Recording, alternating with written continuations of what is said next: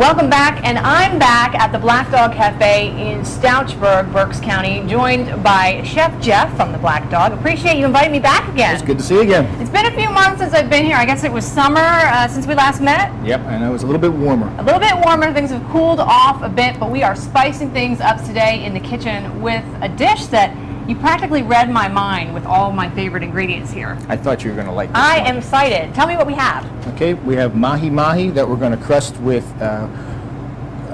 tortilla chips, and then we're going to make a Cuban black bean sauce. Sounds wonderful. And we're going to saute some shrimp up and give them a little bit of heat, and I'm going to show you how to put it all together. Popular dish here in the restaurant? Oh yeah, sell a lot of it. Love it. Where do we start? All right, a little bit of salt and pepper on there. Okay. What I'm going to have you do is you're going to dredge the fish in the flour, Dredging. Here we go. and then from the flour it'll go into the egg, and then Okay. over to the tortilla shells. My goal today is to be a little bit more hands-on than I was last time, because I was pretty much pointing at things and letting you do most of the work. But I'm really going to prove to the people at home watching that, when given the opportunity, I know what I'm doing here. I know you can do it. All right, got eggs on here, and now Okay. we're just going to put it on Yeah, top I'm just of going the to crush these guys up a little bit. Doritos. Could be a good alternative. I like the plain tortilla shells. This is the blue and yellow corn tortilla. I'm just going to push that on there. There you go. Okay. Got it on here. All right. It looks pretty. Now, over here, just going to drop it into the pan. Just Yeah, I'll get this for you. Okay, yeah. Watch for the splashback, Yes. folks. We don't want that to happen. No. Okay. All right. All right. Now, my problem would be I would get those blackened to the point where you wouldn't want to eat it. How do you know how hot to make that so they don't get burned to death? Well, surprisingly enough, with the corn tortillas, and that's why I like to use these won't burn as quickly as something like Doritos that would have like all kinds of seasoning and stuff on them. Or breadcrumbs that would fall off and The just... breadcrumbs in a pan that hot would definitely burn right away. Okay. So what I'm going to do then is I'm going to pop this on a sizzler, and we're going to throw that in a 350-degree oven. And the whole frying purpose of that was just to make them stick better? It's just going to crisp everything up. It's going to seal the fish on the outside, seal the juices in. Okay. All right, so now we just move on and start baking it. All we right. can use this same pan here. I'm a little bit cramped for space here. We're going to make our sauce. All right. Okay, so we got some black beans. The rest I'm going to leave up to you. About the same of everything here. Just pass Do you these use over. the black beans in the can, or do you just use black beans that you throw the fish in there? Can we just pull that out? Sure, no See, problem. we're not editing this. This is how it really happens, folks. But back to the black beans. Do you soak those? Do you use a can? Does it matter? You can soak them. If you use the regular beans, the best thing to do is to soak them. Okay. It helps to remove some of the toxins that are naturally in the beans. But the flavor's kind of more blah, wouldn't you say? Yeah, a little bit. But that's what that stuff's for. Yes. All right.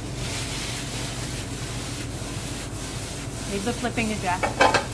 This is teamwork here. You like cilantro? Love it. People love it or hate it. I love it. Me too. Kind of like a pico kind of salsa thing we have going on here. Exactly. Garlic? Yeah. Did you mince this? Does it matter? Doesn't matter. From the Garlic jar press? that you just buy at the store already done? I'm not a big fan of that. That has a different flavor. Really? Yeah. But the kind of garlic I think most people have in their houses, till they use it all, it starts like sprouting, growing like limbs and everything. One option, you can crush it. Just a little bit of that. That's chili powder. There we go. You can crush it and freeze it. Oh, you can? Yeah. Didn't know that. Okay. Paprika? Yep. Just use about half of that. This That's is- cumin. Kind of like an Indian spice, yeah? I always like that in dishes that I'm using some beans with. It seems to set the sauce off. Again, a lot of people have this kind of stuff. Maybe they have it in one of those pre-assembled spice kit kind of things in their spice rack. How long do these spices really last? Because some of them have been in there a long time. Yeah, I would say if they've been in there for a couple of years, I'd change them over. Yeah. Get some fresh ones. All right. Okay, now, what I want to do is going to squeeze a little bit of lime juice in here. Okay. Plastic green lime, okay? No. No? No. Come on. No, get fresh ones. Oh, man. Okay, and I have some water that we're going to add to this then. Okay. First, though, I don't know if you know this trick or not. Probably not. That's flour? Yes. just a little bit. That's going to help absorb the oil that we had in there, and it's going to make this sauce thicken up. Okay. Now, if I did this, I would probably have white chunks of flour still floating around in here. How do you avoid that? You just use a small amount. It's just going to be a little bit just to cover the outside of the vegetables. Okay. You're getting good at this. Thanks. Okay, you can see how it kind of tightened things up on there? And obviously we don't have smell-o-vision here, but the smell, the aroma is kind of like taco seasoning packet you buy in the store, but not. You know but what? better. And if that's all you've got, use it. I mean, it could be an alternative, right? Very easily. I mean, that's a good product. But if you were using taco seasoning packets in here, that would be a problem at the Black Dog Cafe. It would be a problem. People would want their money back. That looks great. And there's our sauce. Okay. When we come back, you'll get the finishing touches on this spicy dish after the break.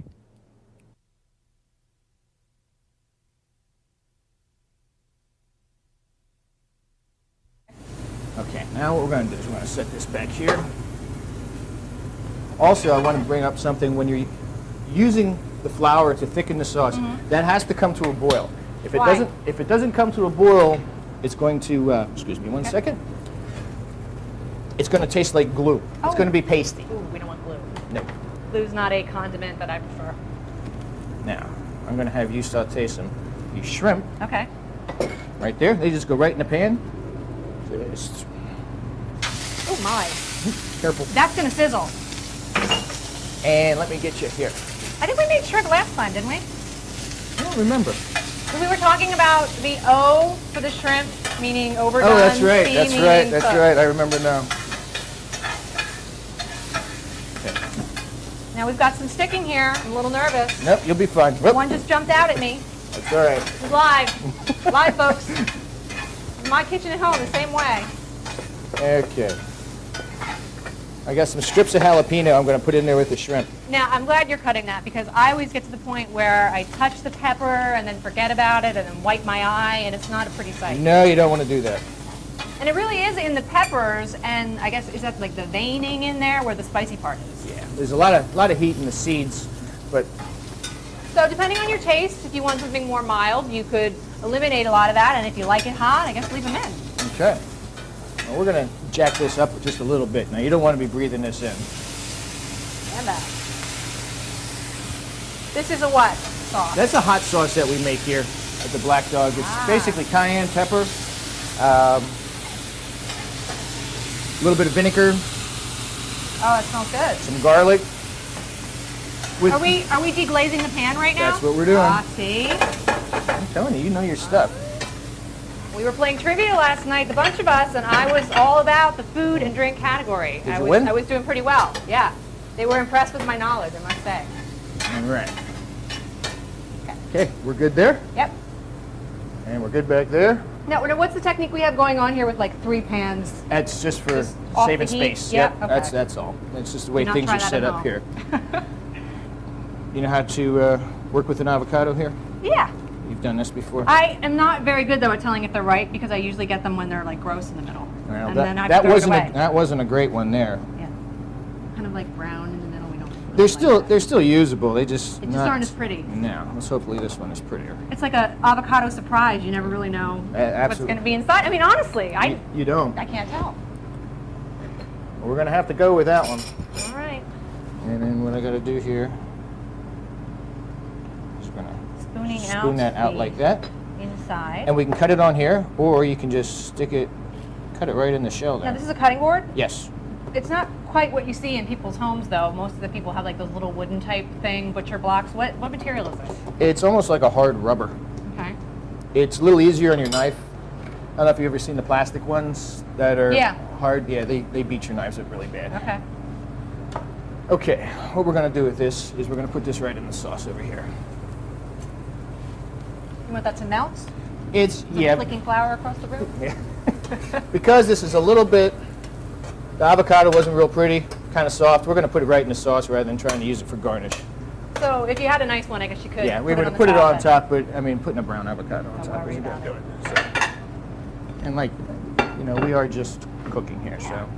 Just amongst friends. Are you going to put garnish on for your family? Probably not. Okay. Forgot about this guy. Is that what you're looking for? Yeah. All right. I was ready to just eat this. Yeah, I know. You probably could. You can. Put it on some nacho chips. Absolutely, right over top. Good to go. Actually, it would be something good for you with the leftovers. Why would you want jarred salsa if you could do that in 2 seconds like you just did? Yeah, it's not hard to do. It smells awesome. Yeah, it does. Now, I'm a big fan of mahi. Any tips you have for fish substitutions? Like what else would work or what would be something you want to stay away from? Well, the reason I chose the mahi or something like grouper or red snapper, it's not going to fall apart. Like some of the fish that when it cooks, it Haddock. gets large flakes. That's not going to work with this. It's just going to turn to mush. But like a salmon, I don't think that would be. That wouldn't be good with at least for me. I don't think I'd go that direction. But like the mahi-mahi, grouper, red snapper, anything along that lines would work out really well. Okay. Something you could maybe do on the grill. I know there's people out there that I know hate the smell of fish inside. Stinks up the house. Sure. You just put the pans on the grill and work it that way. But really, fish should not smell. And that means it's bad fish if it does. It's getting old if it has a smell to it. How about a side for this? If we're thinking about making a meal for a family, perhaps like rice, risotto, or do we have enough carbs with the beans? Well, you got a lot of carbs with the beans.